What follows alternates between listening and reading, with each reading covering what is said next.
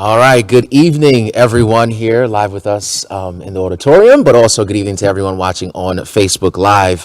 Thank you so much for joining us for a second part of our series, our ongoing conversations, community conversations around the topics of equity, racism, and the need for racial healing. If you guys were joining us for the first installment, it was a very healthy and robust conversation, and hence why we are back here today for our second conversation. But at the heart of all of this are the students at CCPS. So it would be unfair to, and frankly wrong, to continue the conversation, right, without involving our kids. So this is why we have some very impactful, young, brilliant minds here joining us in the conversation. Parents, if you're watching and you're parents of any of these three kids, you should be very proud. They are being active and engaging. So thank you so much for allowing your kids to be a part of that today.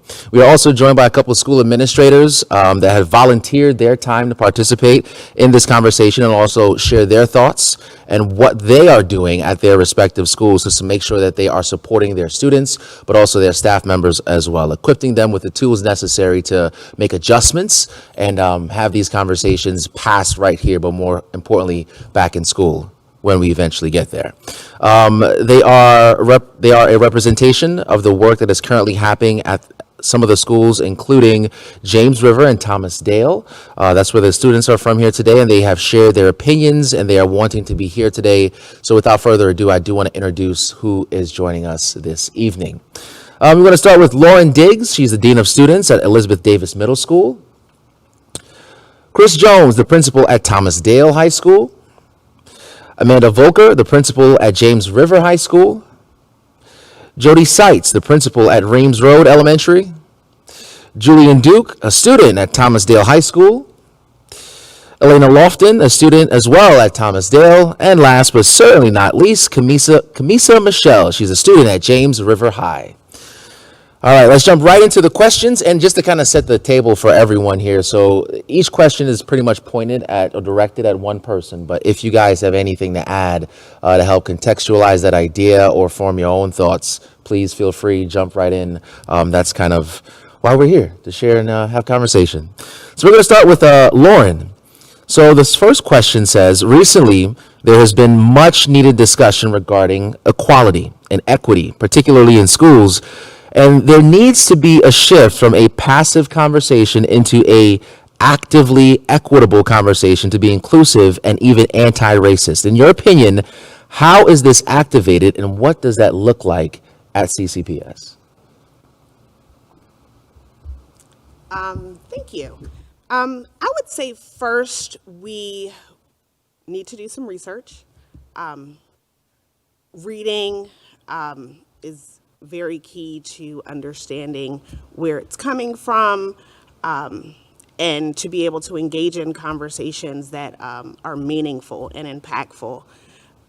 To activate some of those conversations, I think that we need to remove some of the barriers, create a safe environment for our teachers and parents and students and stakeholders to engage in the conversation and take part in it and be productive. I would also say that valuing our students' experiences and what our students bring to the table can also help with guiding some of those conversations and moving them from more of a passive, check the box, yes, we discussed it, to really taking some actions to address some of the issues and concerns that parents, teachers, and students all have there. And what I would say it looks like in schools is creating committees, gathering teachers and administrators who are interested and passionate about the work, and really looking at setting goals for what you want to achieve within your school, and also creating and developing some of those action steps and allowing your teachers to be a part of that process.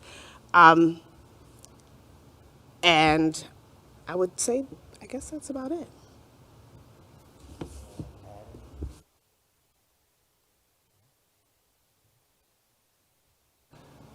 Thank you, Lauren, for adding that. Our first student question here, we want to open it up to pretty much all of you, all three of you. If you guys want to jump in, go right ahead. It says, what has your experiences been like, both watching this all unfold on a national level, but then also your lived experiences going to schools, Thomas Dale and James River, and your response to everything that you're seeing and feeling right now?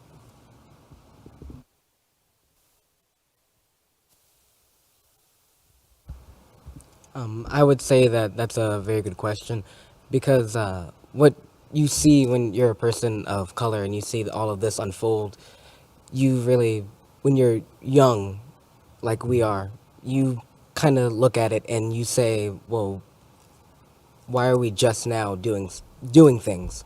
Like this has been an issue for a long time, and we can see that because it's taught but glanced over in our schools, and we see that there are multiple times where we have come to action, and we make we make strides, but at the same time there's also pushback, and it feels like we don't go anywhere. And it's hard to differentiate, well, is this something that will create change or is this just something that's happening because of one particular issue? You're looking for a long-standing conversation, not something that's just like one and done. All right. Would you like to add anything? I'd also like to say I can't speak for everyone and when I say things like these, but personally, when I'm seeing all this stuff on television, I like to explain to teachers, to friends, that it's different watching something and seeing something in a history class versus actually experiencing it in everyday life. You know, personally, while this has all been going on, I have seen that teachers specifically have not said much. Not every teacher, but a lot have not said anything. And I feel personally that that disappoints me a little bit because I knew if we were in a classroom setting, we would be having these discussions. And I know that these teachers have emails, they have social media, so why are we not reaching out to our students and saying, hey, we're here for you. We understand what you're going through. If you need help, we're here. But it's kind of radio silence. And I feel like that is part of the problem. You know, and I understand that sometimes it's, well, what if somebody disagrees with me? Or what if admin says something? What if somebody says something? But are you not part of the problem if you don't say something, regardless of how others think? So I feel like that is a very big issue we're having right now and something that I do feel like we need to talk about. That is one of my points, but I'd like to pass it on to you. I don't want to talk the whole time.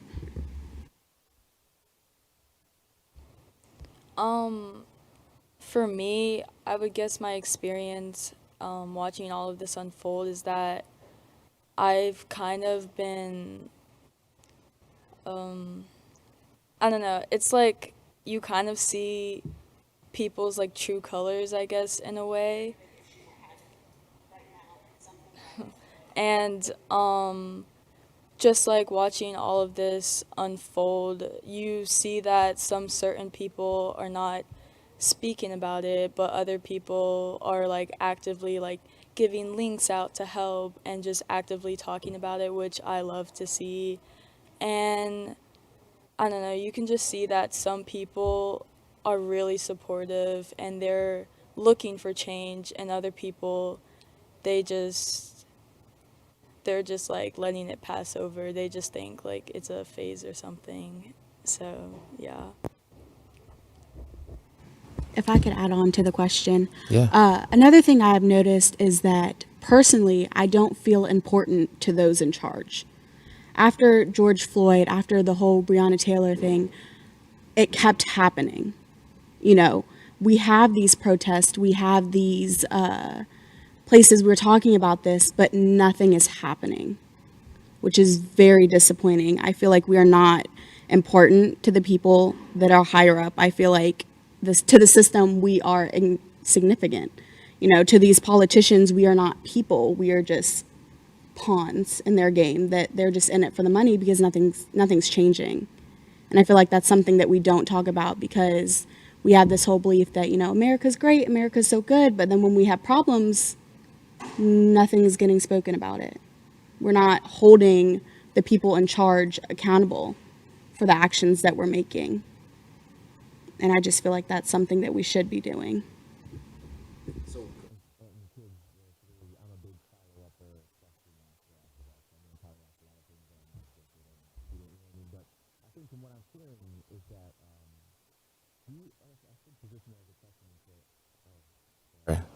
All right, sorry. Here we go. So I should position it as a question and say, do you guys feel like as students, you are bearing the brunt of the responsibility to carry on the conversations, or do you feel like there are people in leadership positions that are doing that for you?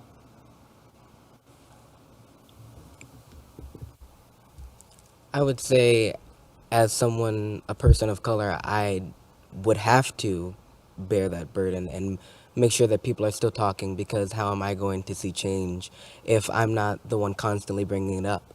If I want something done, I need to take the initiative to get that thing done. I can't wait for people who have the opportunity or have the power. If they have not done anything, I need to make that opportunity for myself. I can't sit around and wait for someone else to do that. I need to do it for myself. So I don't think that, we can do and ask people in a position of leadership to continue to bring these things up. But if it's not happening, we need to do it for ourselves.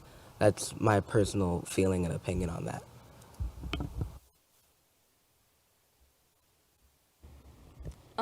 As a student, I also feel like it's my responsibility to talk and reach out to people and talk to my friends or everyone about this, because I can guess the students at Chesterfield County probably outnumber the people in charge and outnumber the teachers and principals, because there's a lot of students in Chesterfield County.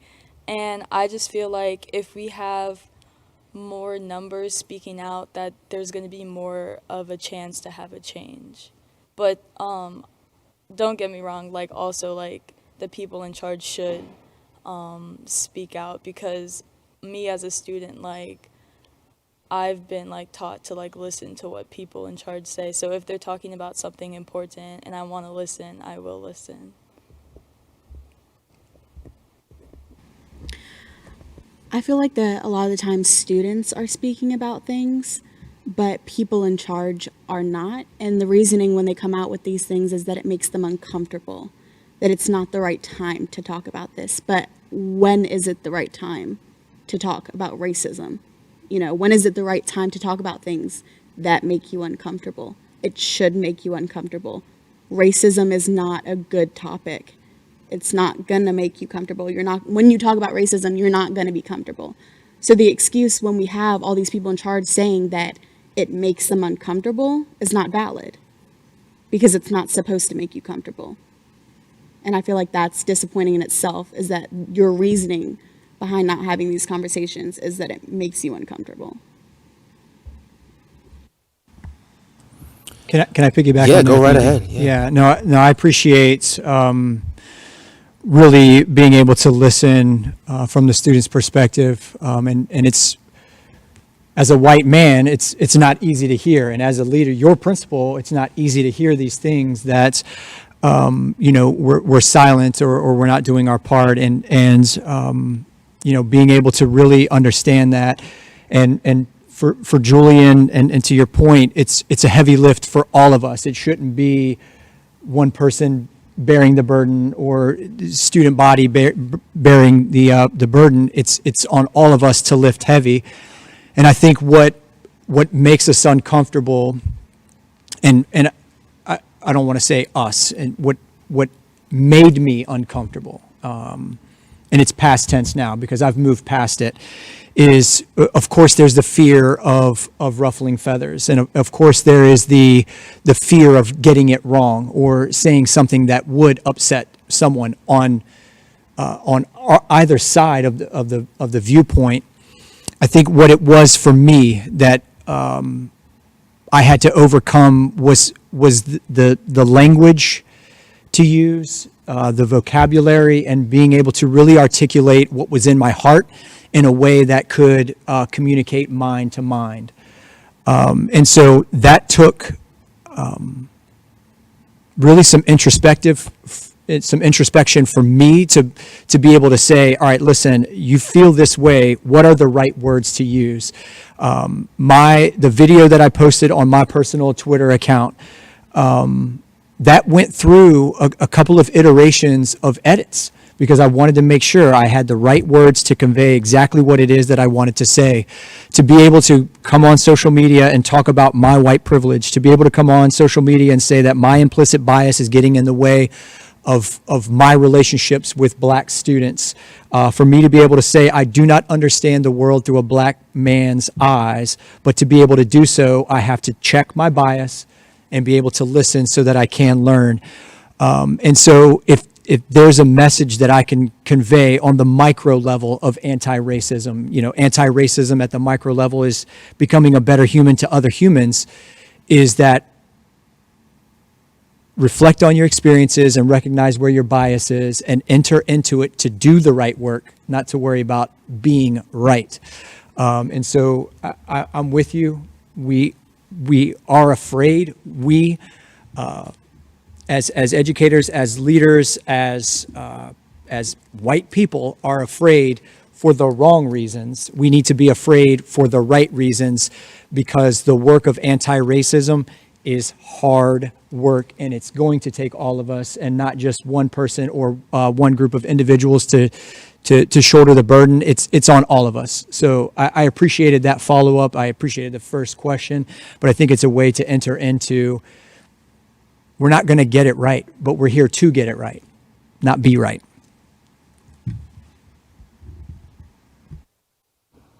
And I love that you just said that, because I think in this whole conversation, right, we all learn at our own pace, much like we do in the classroom. So when we have such a complex topic like race, it's also important to provide people with some real estate, some grace, so that way they can learn and they can grow. And to hear your principal go from someone who might be a little bit nervous to speak openly about certain things because there was some learning that had to take place.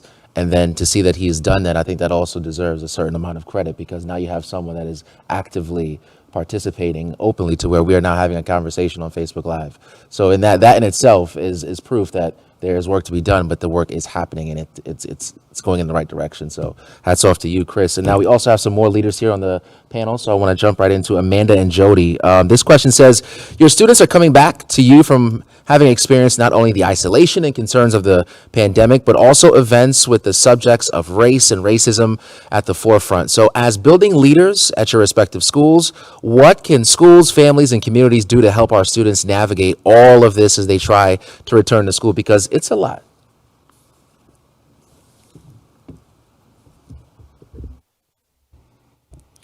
Thank you. It is a lot. I mean, our students have experienced so very much, and first and foremost, I think when they're coming back to us, we're going to first establish those positive relationships with them and remind them that, yes, we care about them. They've gone through so very much, and at the elementary level, we don't even really know what they've gone through or how they're feeling about everything. They don't have the same voice that our high school students have, and I think that's going to be one of the first things we need to do, is to encourage our students to have their voice and to take time to listen to whatever they need to share with us. I really don't know how much they've seen, how they're feeling about it, and they're going to be all over the place with that, from 5-year-olds who may have no idea. But we need to make sure that they feel included in everything we do. So, that's going to be the first thing we do, is get those relationships with them, hear their voice, let them share out what's going on, and making sure they're included. And at the elementary level, and probably middle and high some too, we do that through our morning meeting. So that's our first thing we do every morning, is meet with our students so that we can check in with them. And I think that's a great opportunity for us to establish norms that it's okay, because I think when Lauren talked about making sure people have a safe place to share, we need that for the staff, we need that for our students, all across our school division. Our students need to feel like they can share all of their voices at all times. So having that time with them to establish morning meeting and let them share is one of the first things. I think also one of the things that we'll do as they come back in, and I think many schools are doing it already, is they're taking time to look at their curriculum, to look and see, are we representing all of our people within the curriculum? And I'm sure that you all would say that in many times you've read books that didn't look like you. And that's not okay. So looking at how do we make sure that our students have books that represent them is one of the things that we can do, and look at the history books that we're using and all of the materials. Are we making sure our students have good models of who they are within the curriculum? And that's a big thing to do. That is a heavy lift. And it takes a lot of work and a lot of time. And that's something that happens behind the scenes that people may not know is happening, but I believe it's happening throughout, to figure out what are we doing, and are we making sure that when we look at our work and our curriculum, that all of our students see themselves there. I'll also have to say that we're working hard, both at my school, I'll have to say I'm trying very hard to do this, and in a division, is making sure that when our kids come back, they see people teaching in the building that look like them too. And that is something that is not okay when we don't see that. It's a hard thing to do, and those of you that are with me on this panel as building leaders, we have a hard job to try to find staff members that meet our students' needs and look like them. So diversifying our staff so that when our kids come back, they go, oh yeah, there's people that look, so then they have someone they can talk to. It's a lot easier to talk to someone that looks like you. So those are some of the things. I don't know what else Dr. Volker would add into that.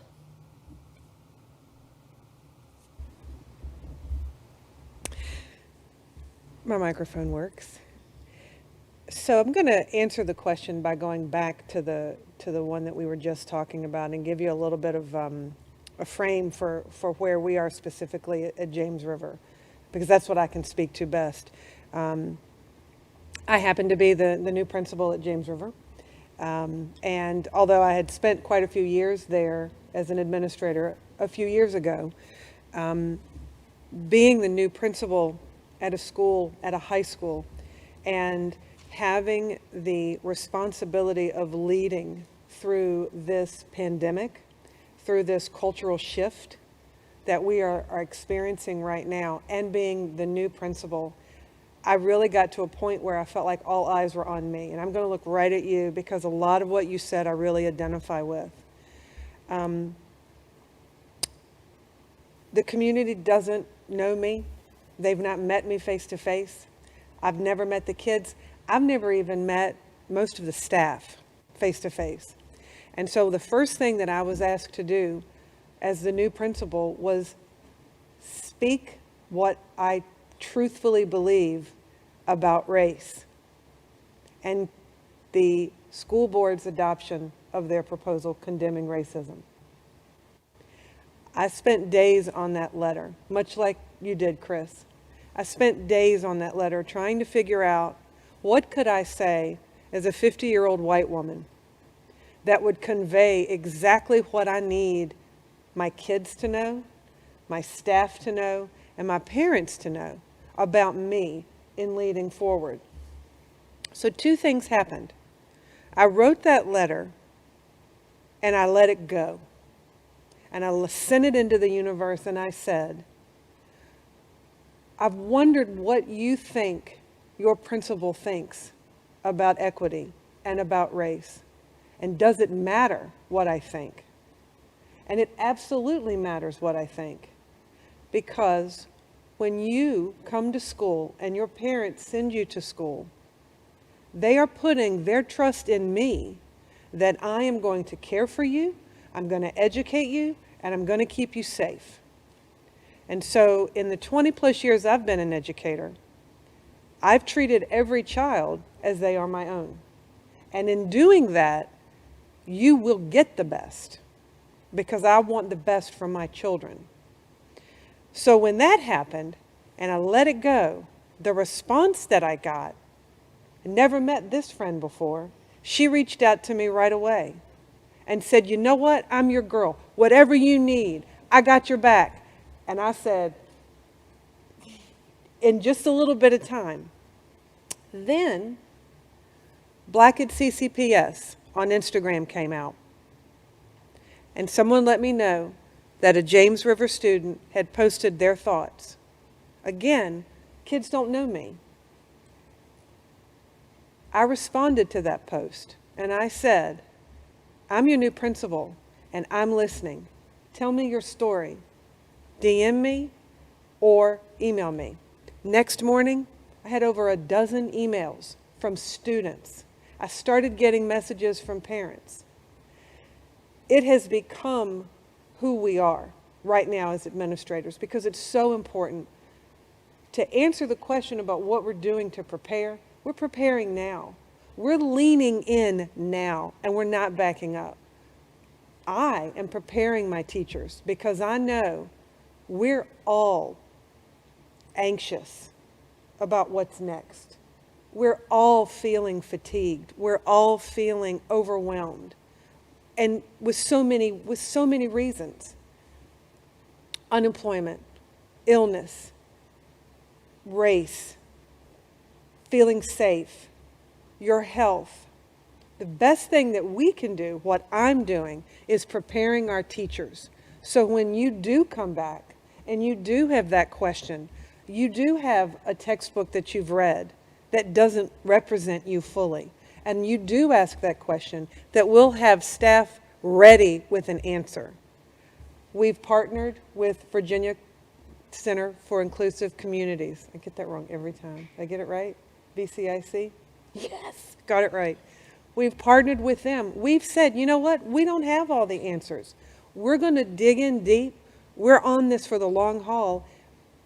We want to learn along with you. One of the things that our director of instruction has said that I have really stuck with me is that we need to consider that this year we are all new educators.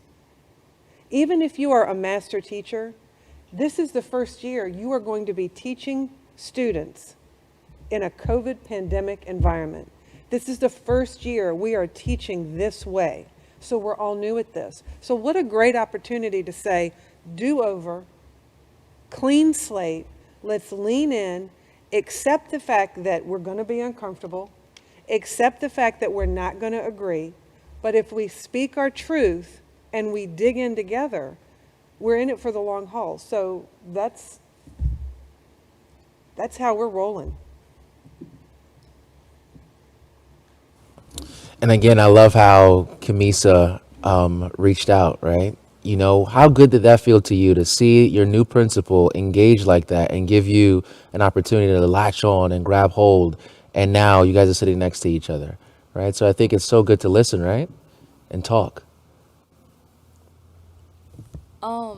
Just like she mentioned, there was a Black at CCPS Instagram page, and the morning I found it, I immediately was like scrolling through the pages, and I found one that was from our school, James River, and I'm like scrolling through the comments, I'm looking through, and then all of a sudden I see a comment that's like, "Hi, my name is Dr. Volker. I'm your new principal."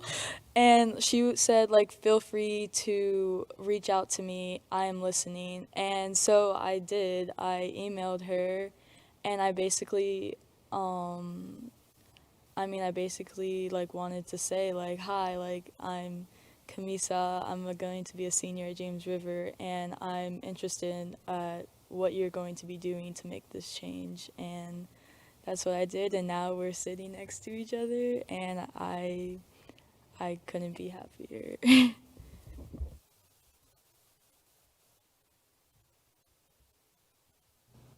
All right, certainly glad you did that.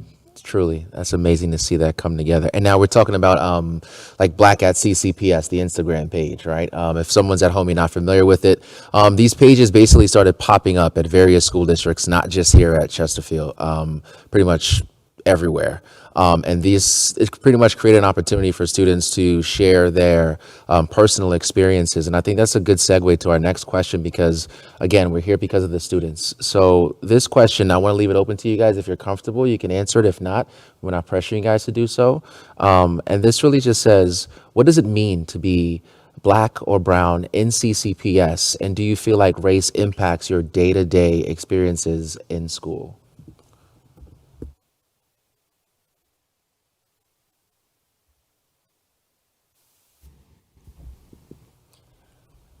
I can't speak for everyone, but for me, I would say being black in CCPS or being black, about a black student, you have to work just a little bit harder to get where everyone else is. You have to somewhat draw yourself back to fit in with what a society does not think you would look like or act like in order to, I would say, maybe get the same respect or good attention from other teachers. And I would say being black in CCPS, my daily life, I would say, is not much different. Occasionally, you have a couple of run-ins with teachers because, they monitor the hallways, making sure everyone has a pass and everything. And I've noticed on a couple of occasions, I was stopped more frequently when there are other people around who don't look like me, and I was stopped to see if I have a hall pass. And that just might be my brain thinking, well, why was I targeted? Maybe overthinking things, but another part of me is like, maybe is something that we should be talking about here because there are other people around me who have the same probability of having a hall pass or not, but yet I was the one that was singled out. Is that because I'm black, or is that just because that particular teacher wanted to see if I had a hall pass or not? But it's things like that where I should not have to think that way in a school setting. I shouldn't have to think that way at all. So it's good that that is a question that's being asked, because maybe there are other students who that has happened to them as well. So it's good that that question is being asked for maybe other people to, if that's happened to anyone else here or anyone else in general, being stopped or targeted necessarily, and not all the time, but in certain instances, why does that happen?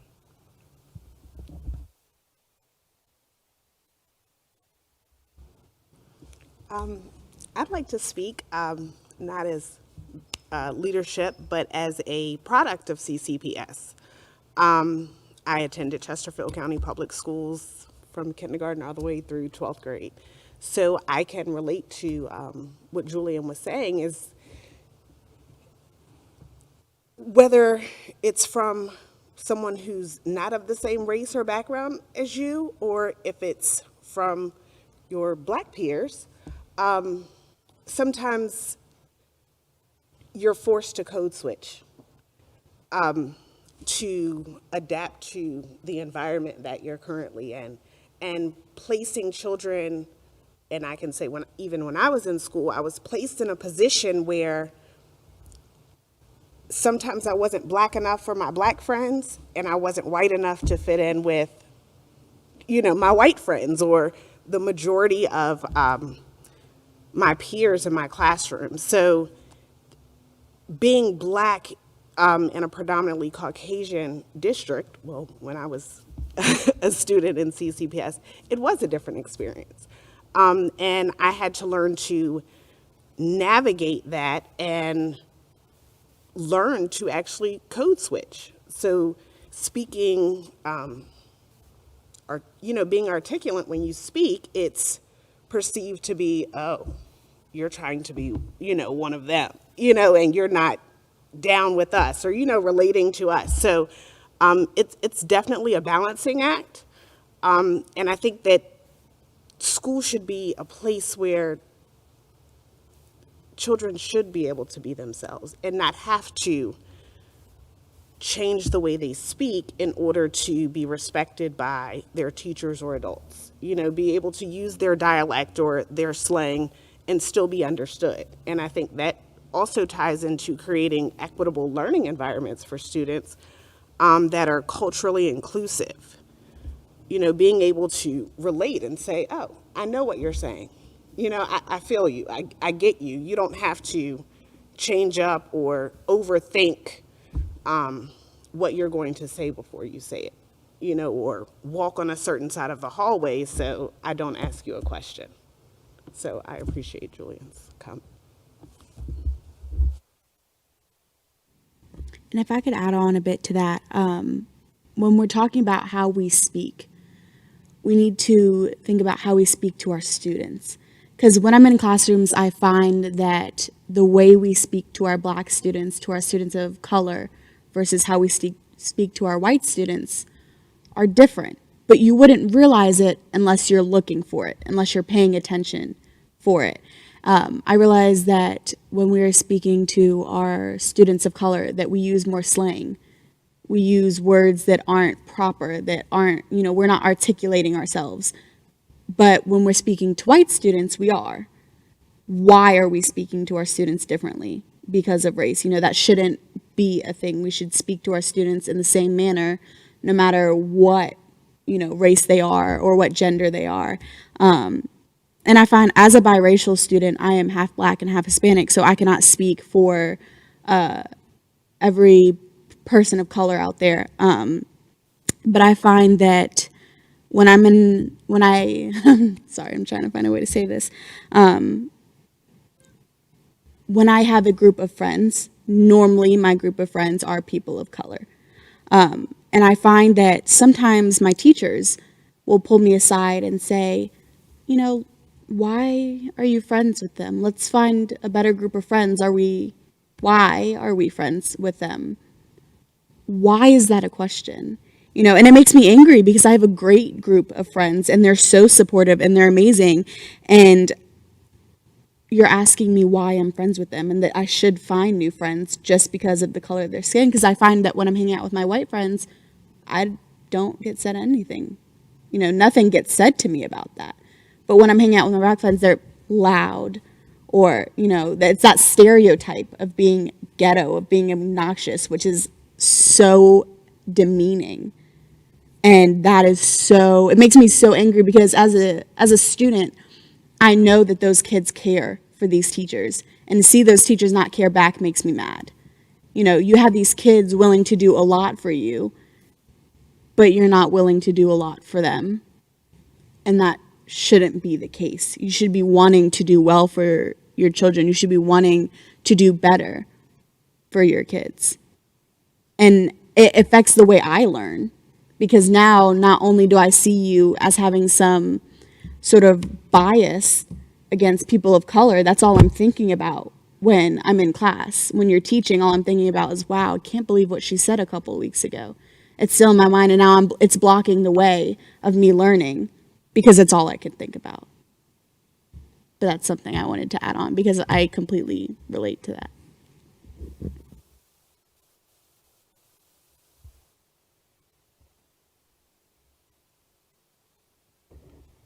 Hi, I just wanted to also say that I relate to both you and Julian, because what Julian said, that sometimes there's like some incidents, but normally every day I don't really feel like there is a difference. But of course, like, I'm going to have some incidents sometimes, and I can honestly say that I really related. It's like you took the like words out of my mouth. Like, I like grew up in a predominantly like white community. I went to predominantly white schools.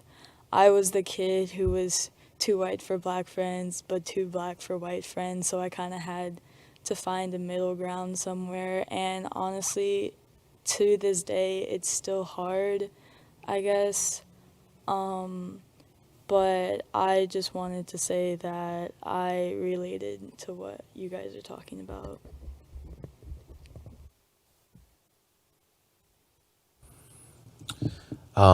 Let's go back to Chris a little bit. This next question, and it says, have students and families reached out to you about race and anti-racism, and what are they saying, and how are you responding in those communications with these families? We have a fairly active and empowered student body, which I do appreciate. As a matter of fact, Elena has reached out to me recently with a very direct question that, we're going to work on together. Didn't get the answer we were looking for, but we're going to work through it together. Julian is on the board. He's an officer for our African American Culture Club, and they've reached out. I'll dig into that a little bit deeper. I've had some students who recently served on a panel, much like what we're doing now through 4-H, who asked, as a matter of fact, tomorrow we're going to get together on a Google Meet and talk about some next steps to continue the conversation. But one, with the Black at CCPS account that Amanda was talking about, our students will tag our school Instagram and just say, just a simple tag, not even with words, just to make sure you see this. And I do the same thing, Amanda. Here's my email address. You can send me a direct message. I'm listening. I want to learn more. I want to learn from your perspective, and I want to do better. But what our students are really reaching out to us and to me specifically is they want to have the conversation. They want awareness to be raised, and they want some action. And I think moving through that with the recent events over the past 2 months has accelerated from awareness to action, which feels great to me. But I haven't had to think about the color of my skin in the 43 years that I've been alive. So listening to the last response, that you have to not just code switch because you're in school, but code switch with your friend group based on the color of the skin of my friends who I'm with at this time, that I've never, ever had to think about the color of my skin. And I need to put this out there. I need to say that my white privilege has allowed me to not have to think about the color of my skin, because I need to think about, I need people who are white like me to think about that, and to let the words of Lauren, Julian, and Elena and Kamisa following up to really settle on them, that the code switching that has to happen based on where they walk into, and the code switching that has to happen based on their friend group who they're with, or even response, a teacher code switching with you, that needs to settle heavy on all of us. And so I want to underscore that before I go forward. But what the past 2 months has done to help us accelerate from awareness and now into action, it's not liberating because we're not there yet. But it is wonderful that action can happen. And so that's what our students are asking for. Let's have this conversation. And what the president of the African American Culture Club that I was just referencing, he is now an alumni of Thomas Dale, but what he reached out specifically was, we want to be part of this, but in a way that's safe. We've all seen we're right in the backyard of Richmond, and it's not safe for our teenagers to go into Richmond to protest, to march, to say that enough is enough. We are too far past enough. And so what they wanted to do was to set up a peaceful demonstration and to set up a march. And that was 100% student led. The only thing that Zuri, who I'm speaking of, needed help with was connections of how to do it in a way that was within the parameters of what was legal, what is allowed for a peaceful demonstration. And so we got him some contact information, and within 48 hours, he had the approval and the organization, and in less than 24 hours from posting that it was going to happen until the march and demonstration, I don't know how many, 250, 300 people maybe, in less than 24-hour turnaround. Peaceful demonstration, a march. The students got to do what they wanted to do in a safe manner. And so our community, our families were appreciative of that, and it's what our students wanted. And now I do shoulder the burden of carrying that on, not letting the conversation die, not letting the action die. And I know there's a question coming up later about what are schools doing, so I'll save it for there. I just lost my train of thought. But really making sure that the conversation continues to go. And what I will add to that is, if if you're in a place where you say, are we still talking about this? Or why are we still talking about that? That's an indicator that your white privilege is showing up. Because if you're exhausted, and I'm just going to say it out there, if you're exhausted because this conversation is going on for 8 weeks, imagine how it feels having to live it your entire life. So I just want to make sure that I put that out there into the universe. Amen, Chris. I just want to just kind of add to that, just being and listening to everyone. I think so when we talk about code switching or like not black enough for your black friends, white enough for your white friends, or just operating in and living in America as a marginalized individual from day to day, I think this is also shining a light on the school system, yes, but this is a much larger conversation, right, about systematic racism and what that looks like and how that also permeates into the corporate world. You know, I can speak for my profession as a whole. Like now there's a conscious effort by African American women to wear their naturally curly hair, which was once seen as something that was unprofessional before, but now it is something that people are embracing and being forced to embrace because this is literally how the hair grows out of my head. Like, I don't know why that's even like a thing, you know, but, and then recently Virginia passed a law, the Crown Act, to outlaw racial discrimination based on hair and, you know, telling someone that's unprofessional. So I think laying the groundwork on this level, you know, in the school system is so important for what these kids are going to experience and how they prepare them to experience what they're going to see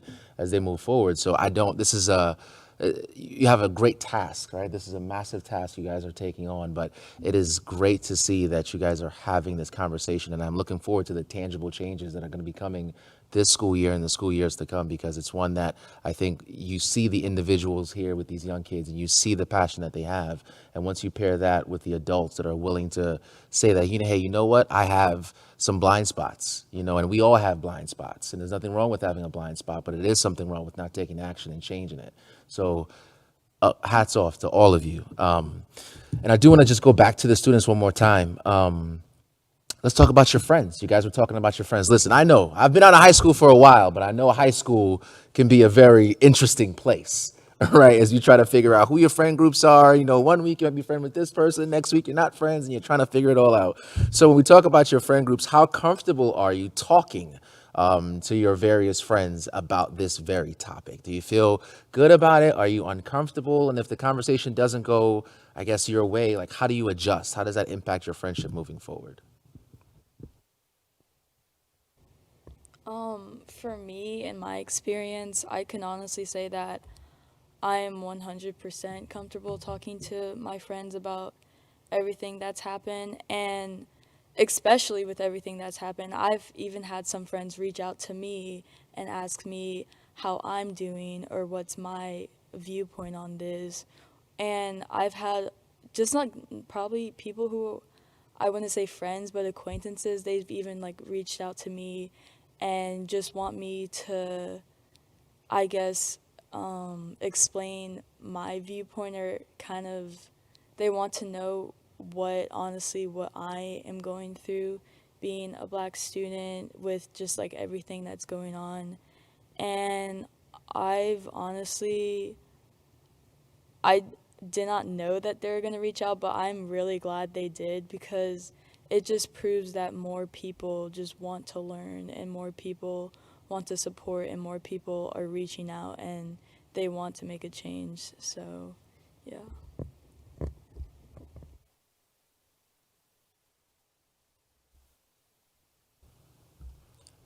I would say that I'm very comfortable with having this conversation with my friends, no matter what their color. Um, who's ever open in my friend group or not, who's ever open to having this conversation, or even if you're not open to have this conversation, the conversation needs to be had. It's something. It's the elephant in the room, and you can't just ignore that.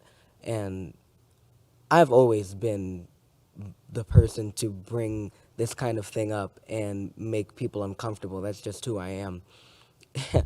And it you need to be uncomfortable to have a change. Like, it's racism and systematic racism is the sickness of this country, and you have, if swallowing a pill makes you uncomfortable but you need to do it to get well, you're going to swallow that pill. So you're going to swallow this conversation and take it in for us to get better. It just has it. If you leave it alone, it's just going to progress and get worse. So you have to continue to have the conversation whether it makes you comfortable or not. And if you're one of those people who is uncomfortable with talking about it to your friends of who are white, that's understandable. And it's uncomfortable. It's a very uncomfortable conversation. It needs to be had, and within your comfort zone, go ahead, but you will be uncomfortable with having the conversation. But it's something that needs to go forth in order to have change, and then hold people responsible for making change, not just to have the conversation and then leave the table in your same mindset, because you can have a conversation all you want to, but if your mind and your heart is still the same, it means nothing. I think I'm going to talk about, the uncomfortableness. I'm comfortable having these conversations. Sometimes my friends are not. But if they are uncomfortable, it means I am doing my job. Because there's a difference between being uncomfortable and being ignorant. You can be uncomfortable and still listen. You can be uncomfortable and still want to do change. You can be uncomfortable and still have that conversation and still engage in that conversation. But then we draw the line when you're saying, why do we have to talk about this? Do we have to talk about this right now? Yes, because if we don't, nothing will happen. And I often feel, I see myself saying to my white friends, you are not your parents. You do not have to share the same belief that your parents do. And I'm not saying that you have to create a ruckus within your household, because I understand it can be dangerous for some people to do that. And I understand that our situations are different, but you should want to do what's right without feeling ashamed. You should want to be your own person. You should want to engage in these conversations, even if it makes you uncomfortable. You want to step up. You want to do the right thing, because doing the right thing means you're a decent person. Not even a good human. It's just a decent person. We're just being okay people and trying to help others. And I find myself talking a lot to some of my white friends when we're saying, because it's not enough to not be racist. You need to be anti-racism. It's not enough to be like, oh, well, some of them say some racist things, but I don't, so it makes me a good person. Incorrect. You are condoning that behavior by not saying something, because you are letting it happen. You are making them think that is okay. And with a lot of this, we talk about using the N-word for people that aren't black. And they're like, well, I don't say it, but my friends do. That's not okay. Do you say something? Well, no. Then you're condoning that behavior. You're letting them think that's okay. And then they feel comfortable saying it in your presence because you have not said something. So I feel like that's where we go with making people uncomfortable. It is okay to make them uncomfortable. And I want to say to all my POC out there, it is all right to make people uncomfortable. It is okay to feel uncomfortable yourself. But it's a talk that needs to be had. It's a situation that we need to handle. So I feel like that's something.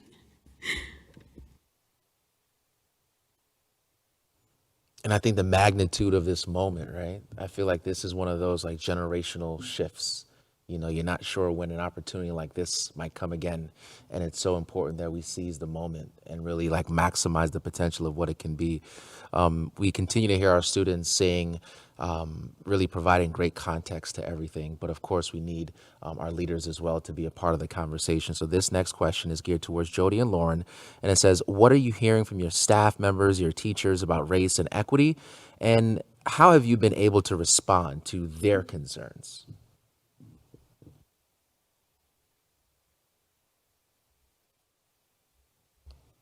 Okay, there we go. Eventually I'll start. So, from staff members, they are in a position where now they want to figure out how they can do better. They're questioning themselves, they're questioning their beliefs, and asking, what can we do? I think we talk about the systems that we have in place. We've talked about, what are the things that we do that do not support our students of color, and how can we do better? So, they're looking for things to do, reading books, reading articles, having discussions amongst themselves, discussions with each other. And I think that point about being uncomfortable, we have to get in that place that's uncomfortable. I think that, as a white woman, as an administrator, I've been in my community for 8 years with my school, so they're comfortable with me. So when they've reached out to you, Chris, I think that's great. They haven't reached out, my elementary community hasn't reached out to me to say, hey, what's going on? But it's a different community. But also they know that they've known me for 8 years, so they know who I am. And our staff members know who I am, so they know what I think, but do they really know what I think? So I think we need to have those conversations, and I think just, saying, okay, let's talk about it. I would love for Elena to come and talk to our students, and Julian and Kamisa, come on and talk to our kids and get them to have a voice. But I think just letting our teachers have that voice and just listening to them and asking them what can we do, and them saying, okay, let's do this, and looking at the information about our kids, really digging in and trying to figure out what's going on and knowing all of them. We've encouraged our staff members to share freely.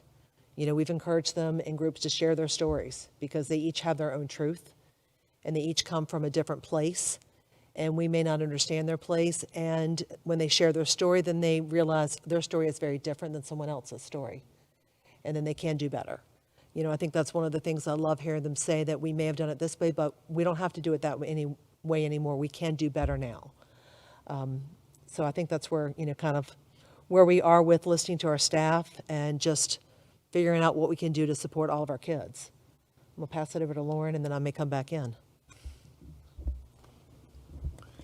I'll say I've recently accepted a position at Davis Middle School, but I was previously a coordinator at school with Ms. Seitz. So I'll speak on both, in both environments.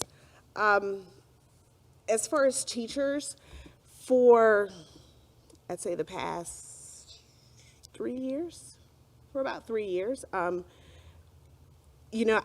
kind of encouraged teachers to talk about race, and we created an environment that was safe, and we called them equity chats. It started off as a small group.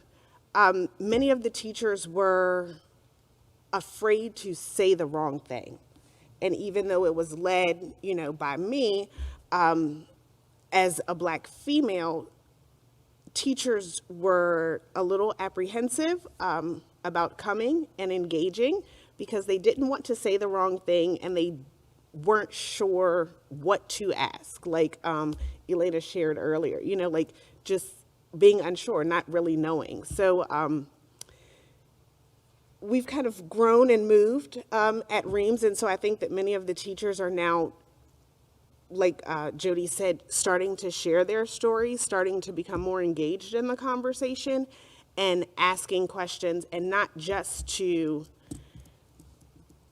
Black staff members or Black friends, but also asking, their other colleagues who may be white, or in reading books, asking, what can I read? What can I watch? We did a movie series where we shared some movies, and we came and we had small group conversations about, some of the movies. So I think that teachers are very interested or becoming interested and letting down their guard a little bit when it comes to tackling some of the race, cultural, and inclusion issues that we have in schools. And at Davis, we've created an equity committee. My principal is very excited and a go-getter when it comes to addressing racial issues head-on. Teachers have participated in community conversations where we've opened it up to parents, and just sat in and listened. I think that's a big key part of it. They've been able to listen to student stories and parents' needs, so that they can gather, resources and materials that they need to address the needs of the students. So I just think that many teachers in both of the settings in my transition are excited, and there are several teachers out there who are passionate about the work and have felt like a little dumbfounded. It's like, I didn't even know, this really existed, or that this happened, or that students are facing these issues. So I think the light bulb is starting to go off, and parents are starting to ask more questions and make good demands for their children that may have not spoken up before in the past. So I've seen a lot of parents become very active and engaged in race and how their children are being treated and what they're being taught in the school setting. And I think I'll add to that also. I think that, as Lauren was saying, we were doing a set of movies, talking about them, but I think it also led to some thinking on staff members' parts about equity, and are we making sure all of our kids have what they need? Led to even, which is not directly about race and racism, but it's about meeting the kids where they are. So some of our teachers being open to doing a home visit to make sure they connect with the students before school starts. I'm not sure that would have happened. I mean, part of it is the pandemic, but part of it also is just needing to build those relationships, because they recognize that you can't build it in the virtual world the same way you can face-to-face. So that's one thing that, looking forward to see our staff do, is going out into the community more and going to where the students are living, because it's not something that's always happened. So I think they're going to feel more comfortable with that. And also, like I said before, but looking at the systems, looking at what are we doing with discipline?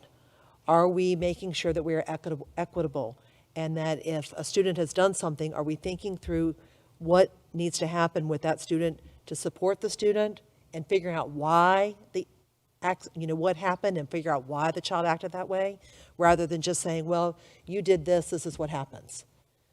So I think that's more of that conversation happening as they have seen things happening in the world, and as part of our movie discussion, listening to the stories and seeing the stories of what's happened, because in some cases, staff members don't know the background.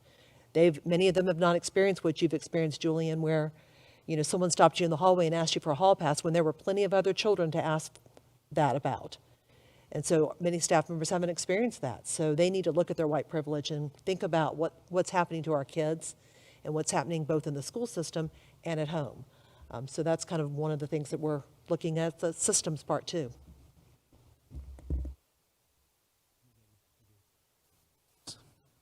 All right, this question for the students again.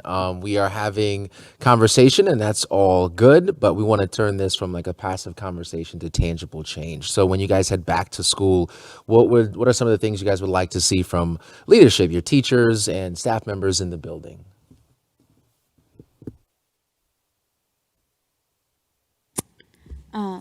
Some things that I would personally like to see is, like we were saying before, more textbooks that have people that look like me. It's not enough for us to be talking about the Spaniards and stuff like that came over here. But when I look at a textbook, I don't see my culture in there. I don't see my Pacific Islanders culture in there. I don't see my natives culture in there. And when we do learn a little bit about these things, it's a day and we move on. Why are we not having books in our English classrooms from authors that look like us, that talk like us, that come from backgrounds where we came? And when it comes to like drama and stuff like that, our plays and our movies that we're seeing don't have actors that look like us. And it's not a problem of, well, there's no actors. There are. So why are we not having those movies played? Why are we not having those books in our classroom? It's great that To Kill a Mockingbird is great. It's not the only one. There are more books out there that have that same sort of situation going on. I would like to see, we have what's called like a job shadow, where people come in and basically our students, I think it's juniors can go with them and learn about the job that they want to do, et cetera, et cetera. more POC from our jobs. I want to see, if I'm going to apply for a job, I want to see a person that looks like me too. To know that I'm not going to be the only person of color in that room when I step in there, that I'm not going to be the only woman that steps in there. I would also like to see, we have Black History Month, and we did basically like a culture show for that at my school, which was fantastic. It was amazing. We had paintings, like poetry, stuff like that from our POC students. But I would like to see stuff about like our Hispanic students. What about our Asian students? Are we including them in the things that we do? It's not enough to have Spanish club. Like, yeah, that's great, but a lot of students can't stay after school every single month to do that. Are we having shows and stuff like that that include them? Are we including not just our Black students? Are we including our Asian students? Are we including our Hispanic students? Are we including our Native students? Because I see a lot in whatever we do that we don't talk about our Natives when their history is our history. It is so impactful to who we are today and how we are here and what all of our cultures look like today. Yet I don't see them in our classrooms. I don't see them presented and supported in our classrooms. I would like to see more conversations on race in our classrooms. I had a history teacher where when we had conversations, he would kind of brush it off. And not that we were supposed to be doing something else, because if we were, we wouldn't be having the conversations. But when we did, he would be like, oh, hey, can we do something different? Because it made certain people in the class uncomfortable because they didn't want to talk about it. Why is that? I want these teachers to feel that they can talk to us about it, for us to feel that we can talk to them about it without being brushed aside or changing the topic. I want to be able to talk about race. I want to be able to talk about things that are going on in this day and age without feeling like it's inappropriate, because it's not. These conversations aren't inappropriate, especially when they impact so many people. I want our teachers and our admin to discover their implicit bias. I want you to realize, I want you to take a step back and think, oh, hey, maybe I do have this bias against this race. Maybe I do have this bias against this culture. And then I want you to take action towards it. It's not enough to realize that, that you do have that bias, that it's unconscious bias, etc. That's not enough. I want you to actively make change to fix that problem, to change the way you think towards these different cultures, to change the way you're speaking to certain cultures, like I had said earlier.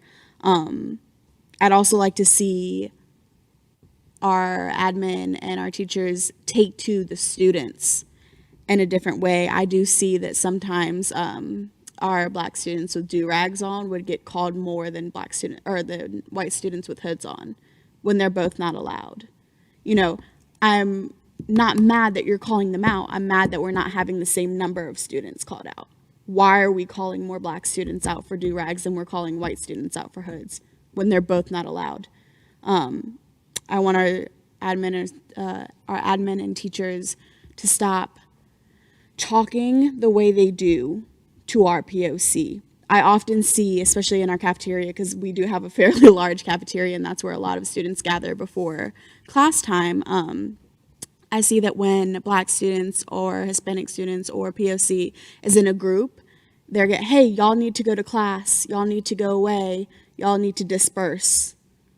But when our white students are there, nothing's said to them. And it makes me think, why? And I shouldn't have to think that. Why are you calling out more Black students? Why are you calling out more POC than you're calling out white students? Because now I'm thinking, well, are you racist? Is it something against me? Is it something against my friends? And now I'm worried. And now I'm thinking, that's all I'm thinking about. And then it distracts me from school. It distracts me from the way I'm supposed to be learning, et cetera, et cetera. So I want these conversations to be held. I want us to personally engage in these conversations. I want, especially for our white teachers, to not only white teachers, but even white admin, to not be afraid to have these conversations. And as from POC, I can't speak for everyone, but I'm not angry at you. I am not angry at the certain individual. I am angry at our system. So when we speak about these conversations, we are not mad at you. We are not mad at the individual. We're not speaking on you yourself. So I would be more than happy for you to jump in and tell us your opinion. I'd be more than happy for you to share how you see things. And I want them to know that we are not mad at them. We are mad at our system. We are mad at our system for failing us for so many years. It's 2020 and we're still having this conversation. My grandparents were fighting this. And here I am today, still fighting this.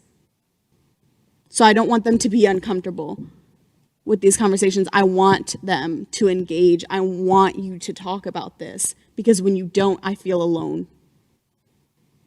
I feel like there is no one there.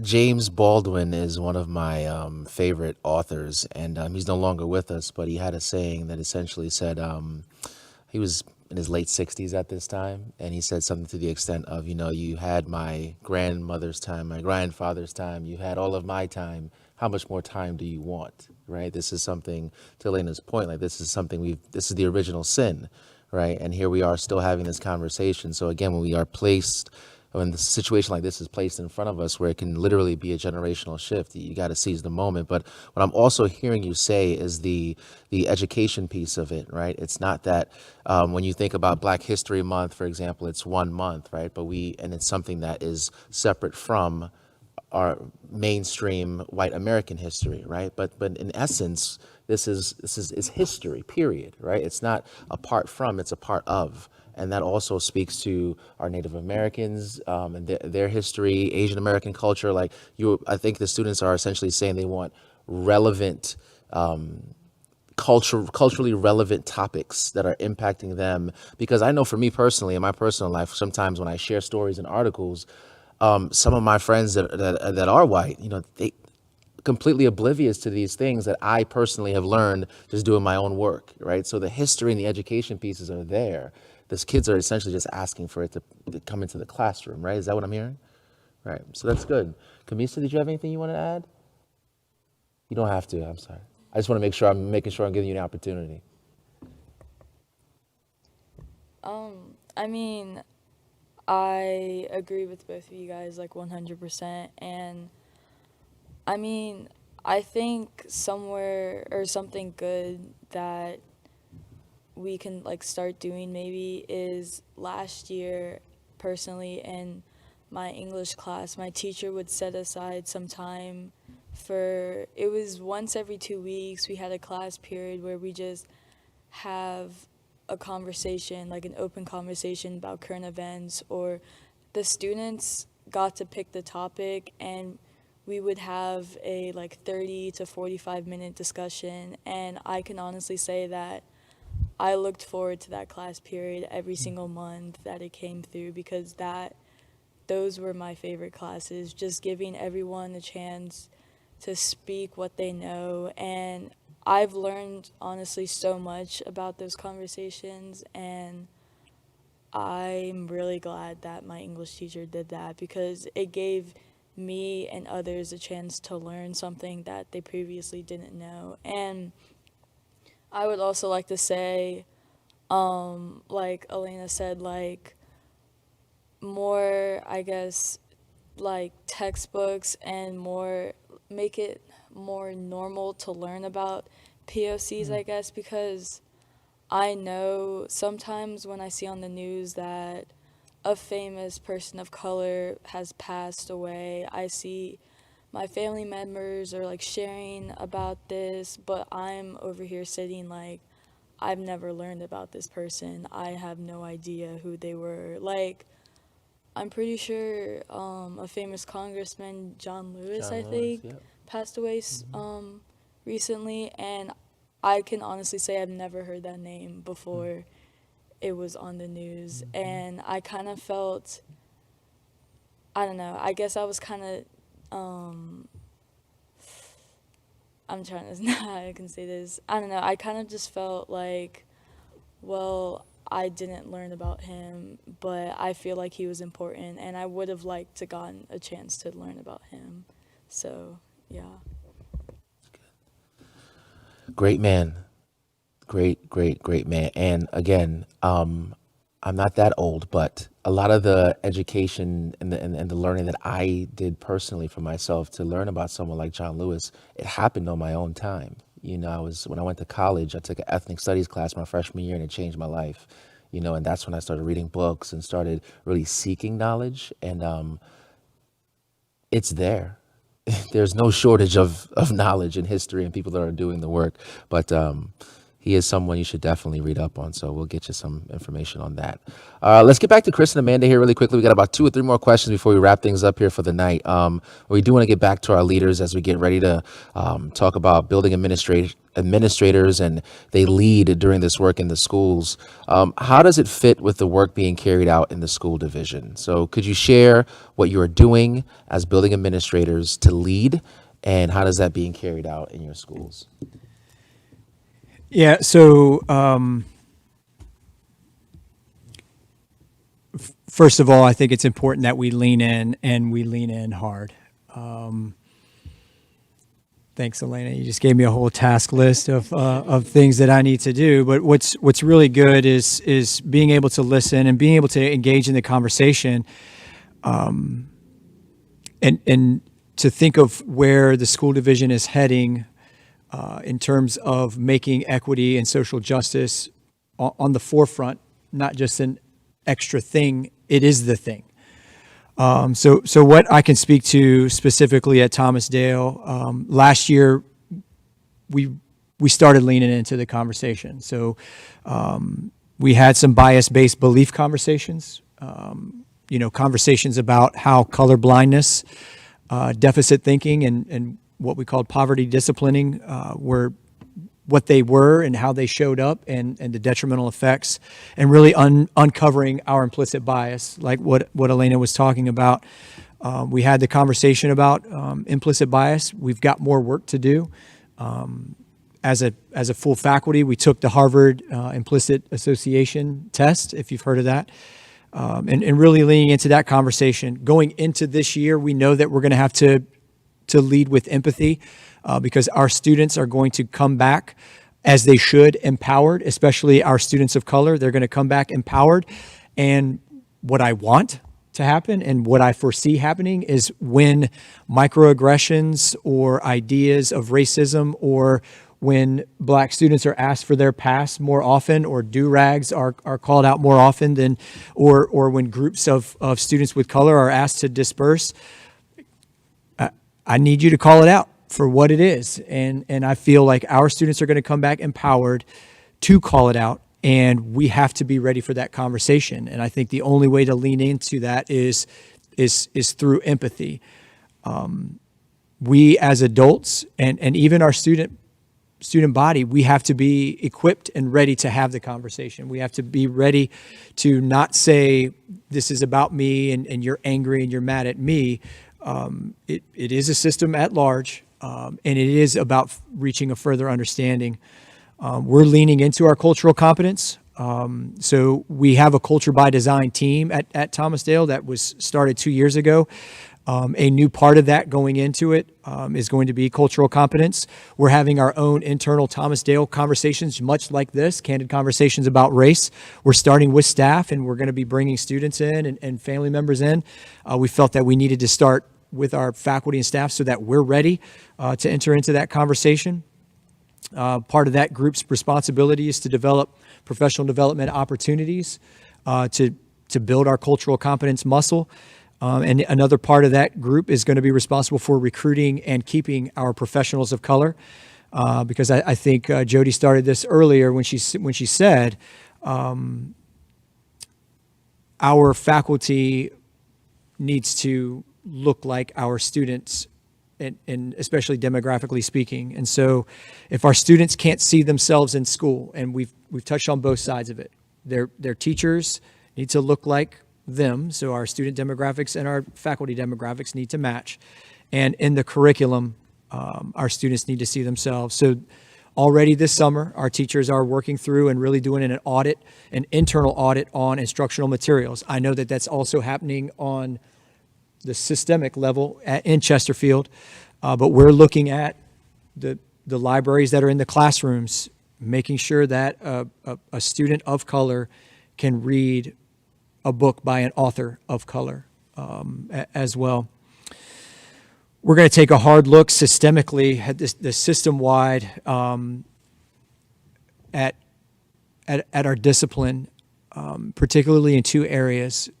For our discipline policies that are zero tolerance, that leads to disproportionality, particularly for Black males, and a look at our, we call them the D codes at the administrative level, defiance, disruption, and disrespect. And those are the subjective ones that implicit bias gets in the way.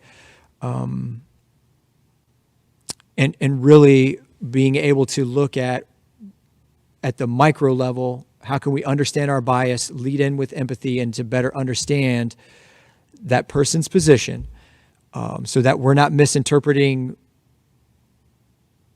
a conversation for defiance, disrespect, or disruption, that will ultimately lead to a disciplinary action that might remove the child from the learning environment, which is what we don't want to do. And we started taking a hard look at 2 years ago, and we're leaning in even more heavy, what our policies and procedures are for access to rigorous coursework.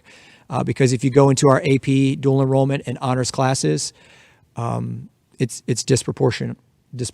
So we need more students of color in our rigorous courses. So across the board, we're leaning in, and we're leaning in heavy.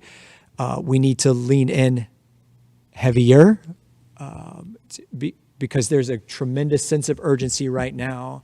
And listening to Kamisa, listening to Julian, and listening to Elena, we've got to do better. Now that we know better, we've got to do better. And the sense of urgency is there. I feel heavy right now, but I feel very appreciative because I'm not afraid of the work. We all know the work that's ahead of us. We just can't be afraid of it.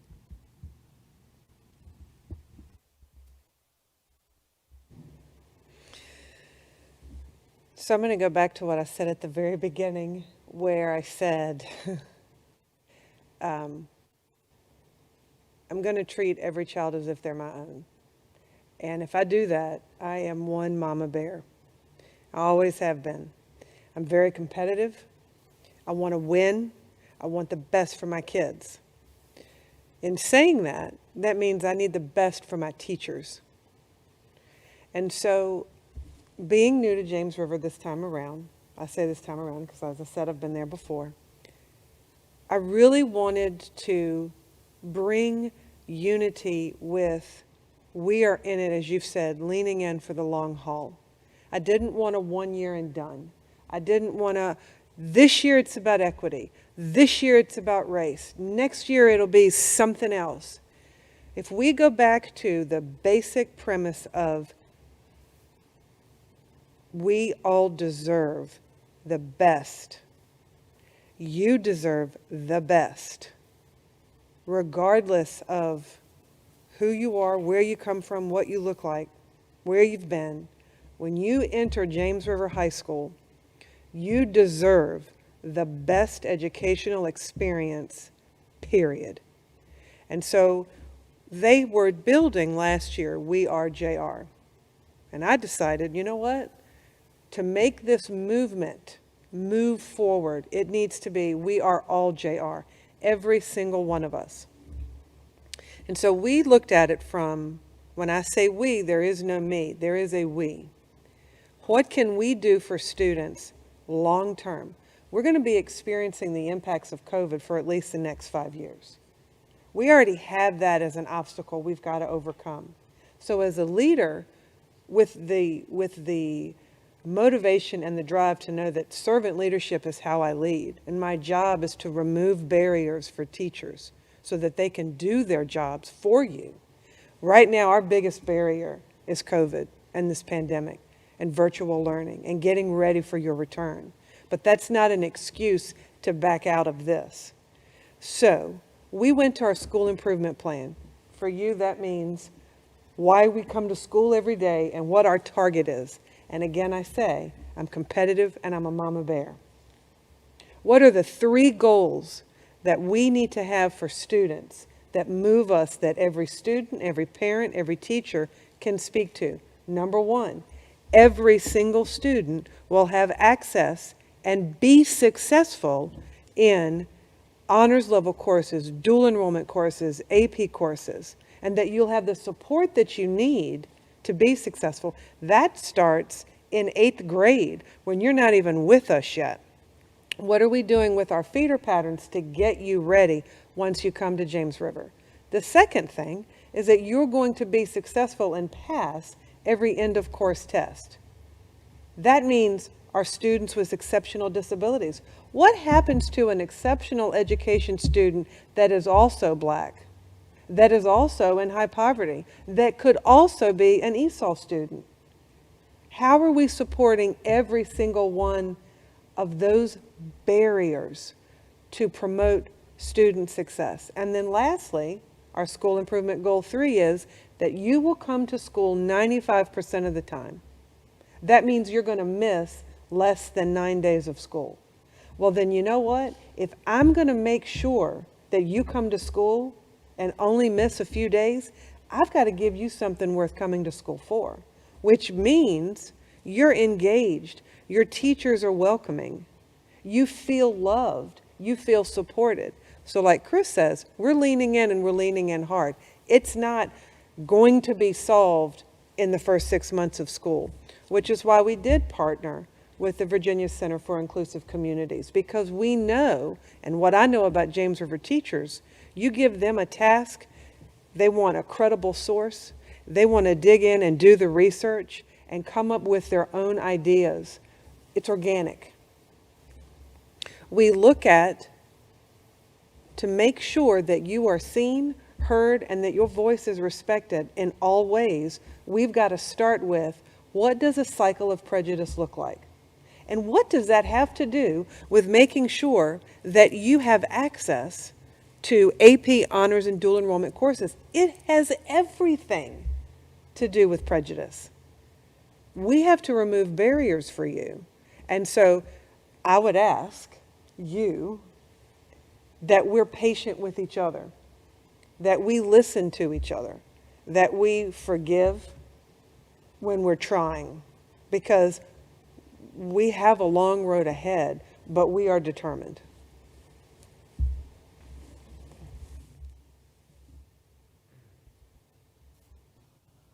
All right, and a bit of closing statements here. We're going to start with the kids. Julian, if you don't mind, buddy, I'm going to have you go first if you can. But it's been a very impactful conversation, a lot of good things being said for the people watching on Facebook and for the administrators here in the building and leaders at CCPS. What do you hope they walk away with? If there are a couple things you really want to hammer home and say to the people watching, what would that be?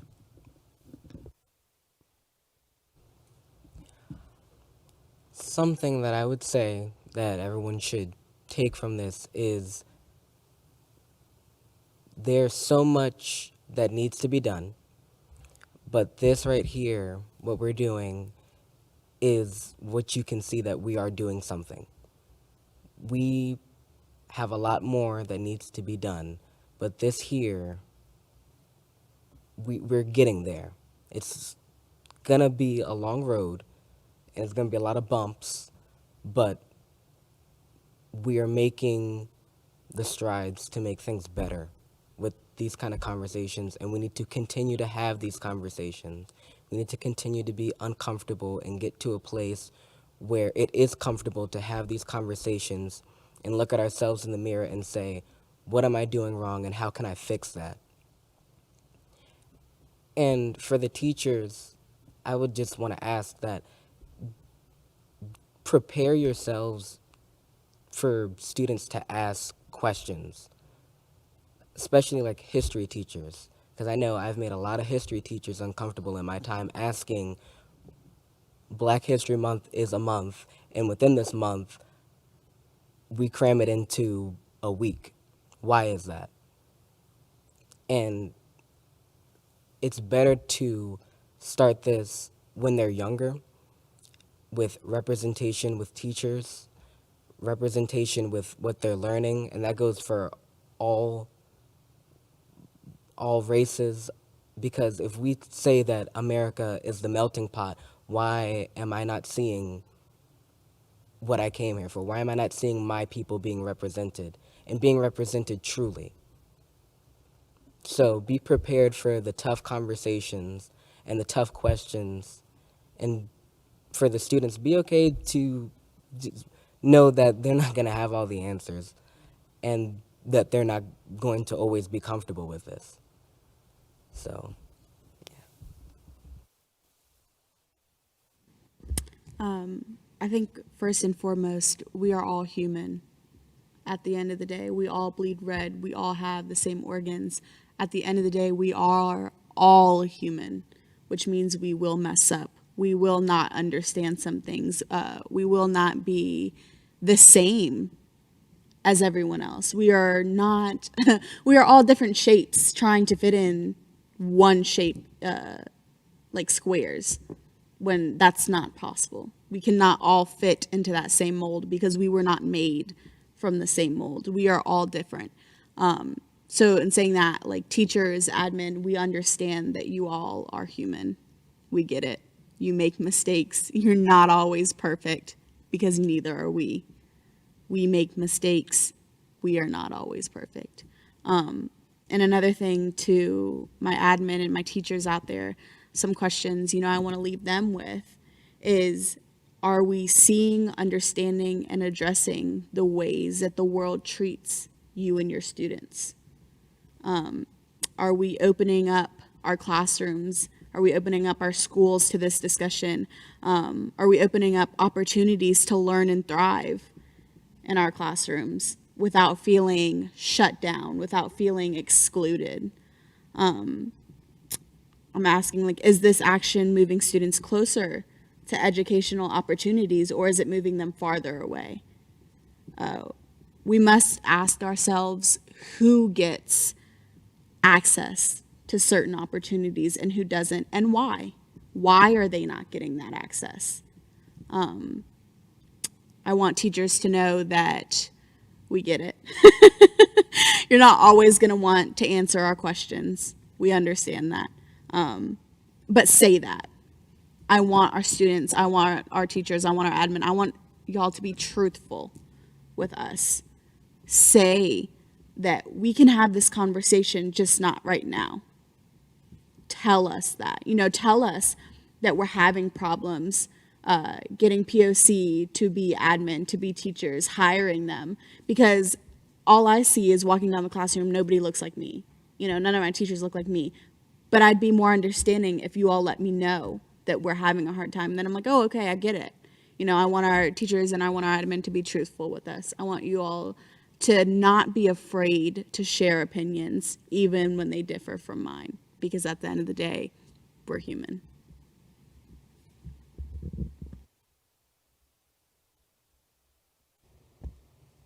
As Elena and Julian were saying, if you want to put your foot forward and you want to have this conversation, I honestly say have it.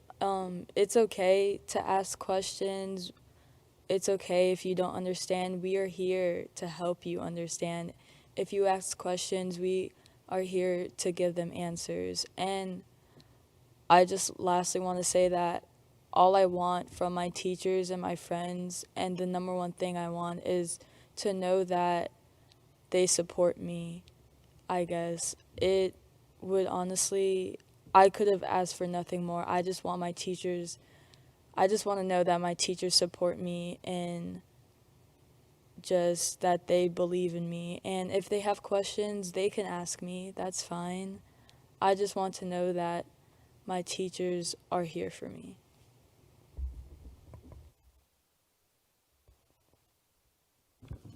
And again, I just want to reiterate that your parents, like, have got to be so proud of the three of you.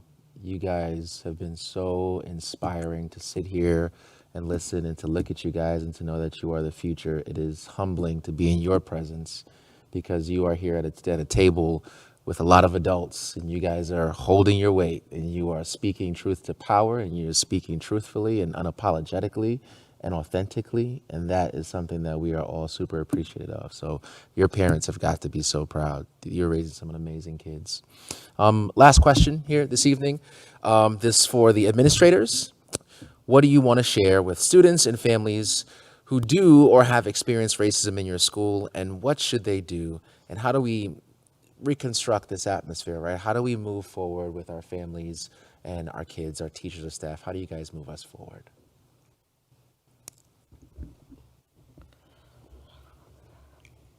For our families, I would encourage them and our students to come to administrators and to the schools to say, this has happened to me, to share their story. I think one of the things that we need to do is encourage that voice. So let them have a chance to amplify their voice, and so that we can share the stories that are happening, whether it's in the community or happening in our buildings. We need to know those stories, and if they don't come and share with us, we don't know what's happening. So I think that would be encourage them to share. I think also for our students, help our students see that when they do say something that's not nice about their friends, they use that word, or they say something that's a microaggression and they let it go. Our younger students may not realize at first that it's okay, and they may say, oh, it's okay, we're just joking around. We need to help them understand that joking may be okay with one person, but it's not okay with everybody. And so we need to help them understand they can't accept it, that they have to do better. So I would say when our families and students are experiencing those things and they're hearing about it, let us know so we can have the conversation.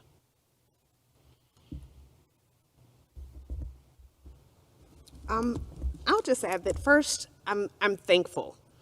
Coming, like I've said before, coming from CCPS and now being in a leadership position, I'm thankful for Chesterfield County for providing our students and administrators this opportunity. I believe that in order to address an issue, first you have to acknowledge that it exists. So just as having this conversation is acknowledging that there are issues and that there are concerns. And to our students, we hear you. You all are powerful. I am so encouraged, about our future. I'm encouraged, I'm inspired, and I think that our parents should be encouraged as well.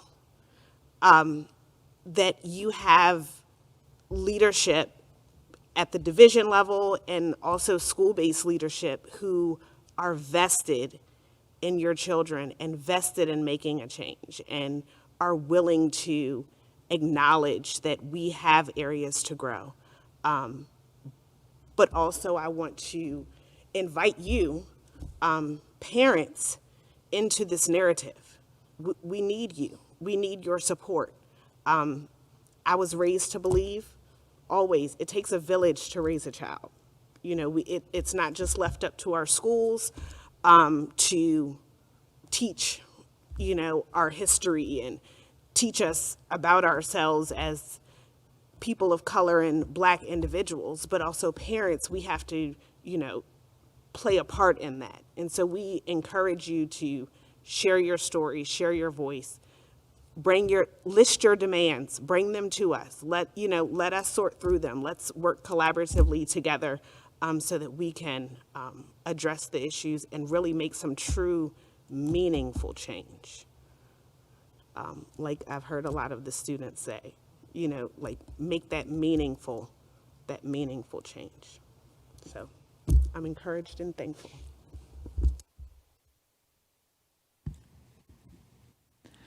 So for our students and families in the Thomasdale school community, they frequently hear me say the words "I love you," And they know that when I say I love you, it means two things. Number one, I will always sacrifice myself for you, and you will never, ever hear me say, well, that's not my problem.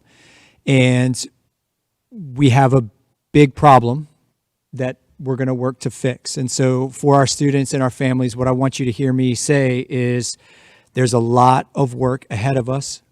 I'm not afraid of the work, and we're going to lean into the work. And I do believe the way forward happens on two levels. It happens on the micro level and on the macro level. I own the macro level for our school community, and we're leaning into that work. At the micro learner at the micro level for all of us, it really boils down to reflecting on our experiences and finding out how our life experiences contribute to our implicit bias, to uncover that implicit bias, and then to develop our empathy muscle so that we can listen and learn in order to move forward. But we're never going to move forward if we don't continue doing this every day with every student. That's how that's going to happen at the micro level.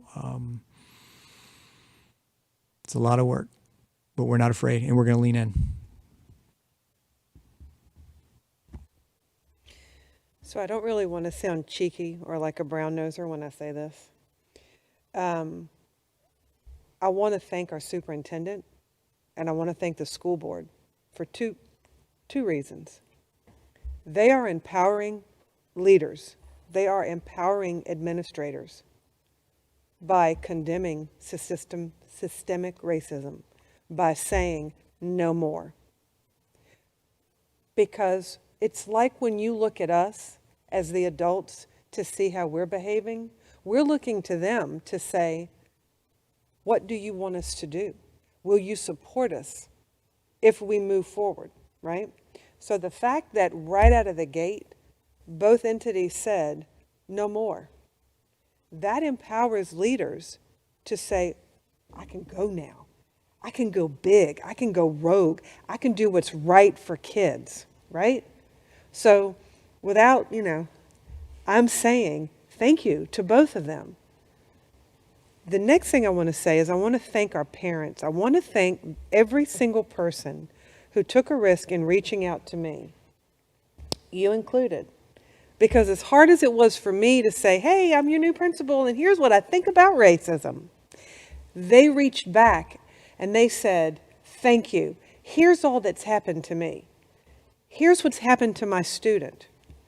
I want to thank the teachers that have stepped up and said, I'm not comfortable with this. We need to do better. It is only by, as Chris has said, digging in deep, leaning in hard and saying, we're in it. What I need now is for you to keep talking to me. Keep reaching out. I want to get into the communities.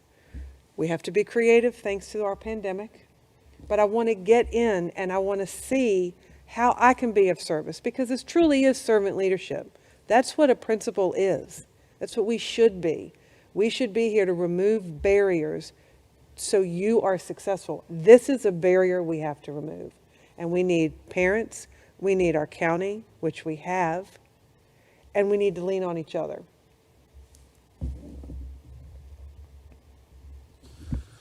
Well, again, I just want to thank all of you for taking time, speaking so openly and passionately about a topic that we all care about. Again, this is our second conversation. This is something we're going to continue as a school district. Well, I can't speak for the school district, but the school district will continue this conversation. I will be facilitating these discussions as we continue to move forward. So thank you guys at home for watching on Facebook, whether on the computer, your cell phone, whatever it is. Thank you so much.